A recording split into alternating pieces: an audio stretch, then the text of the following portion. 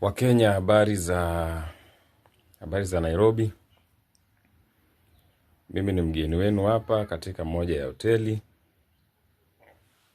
Nimekuja kuwasalimia. Naitwa Bolen Ngeti.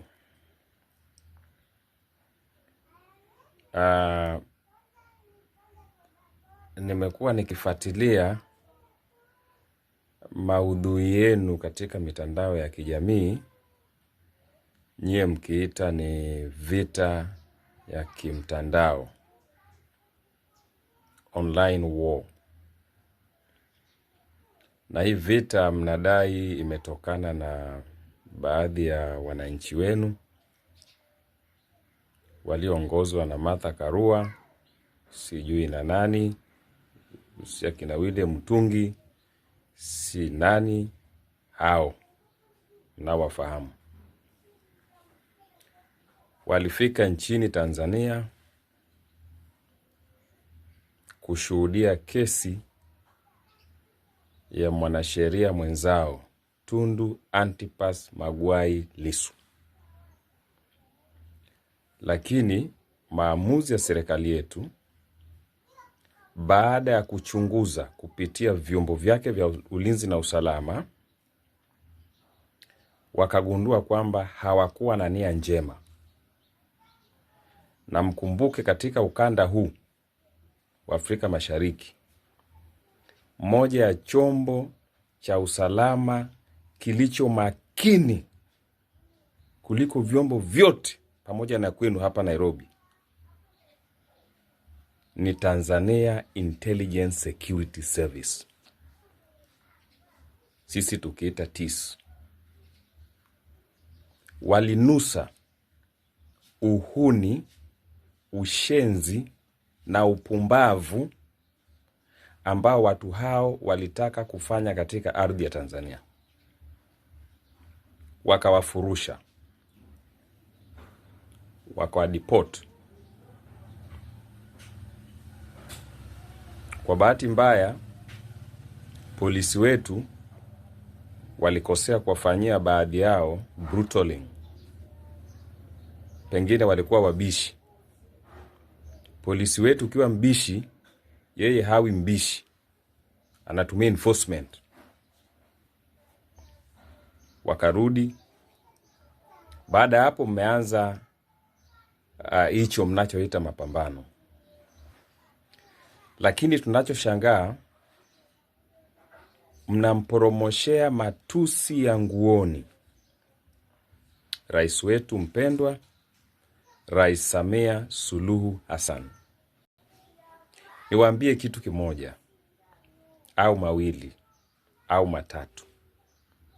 Kwa yote ambayo nimeona mkiongea kwenye mitandao, si kwamba Watanzania ni wapole, si kwamba hawasomi na hawaoni na hawasikii matusi mnayoporomosha. No.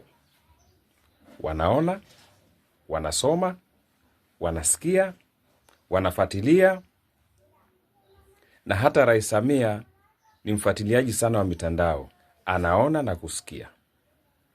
Lakini tumeamua kuwapuuza,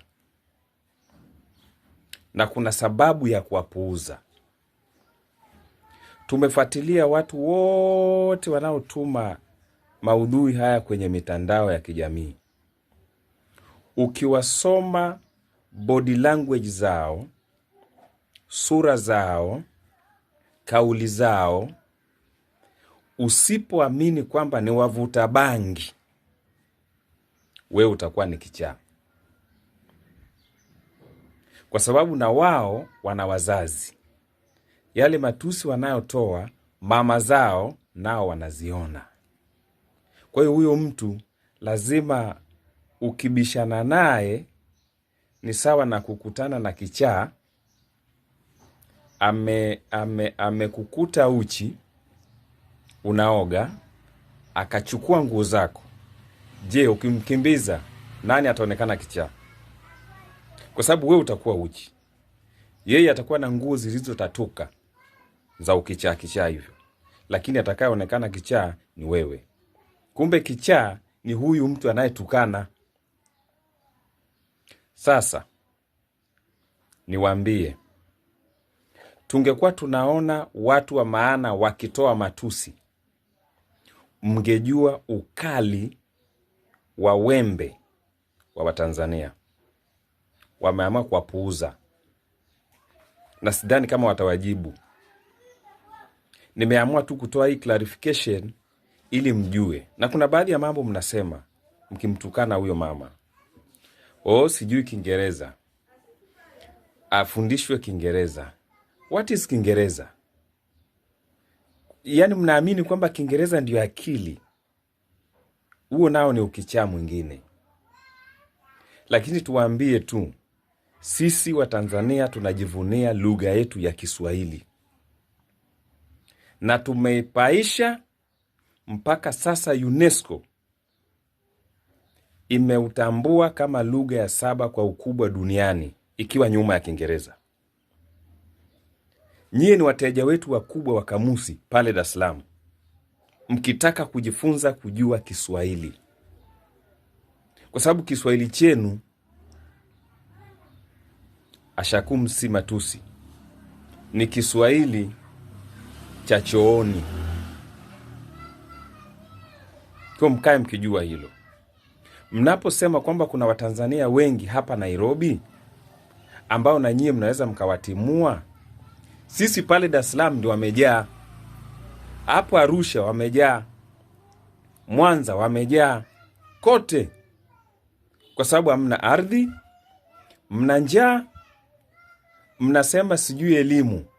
Mna elimu kubwa. Yaani hilo ndio uthibitisho kwamba hamjui hata thamani na maana ya elimu. Mniambieni mwanasheria mkubwa wa hapa Nairobi, hapa Kenya, ambaye hakusoma sheria katika chuo kikuu cha Dar es Salaam. Mniambie nani? Yaani mwanze hata na James Orengo, chuo chake alichosoma, elimu yote ya sheria ni chuo kikuu cha Dar es Salaam. Kwa hiyo mnapotumia lugha hizi za kukebei, kudharau, kutishia, hivi Tanzania anatishiwa jamani? Kenya mwae kupigana vita? Tanzania imepigana vita ngapi? Tanzania ni wakutishia kweli?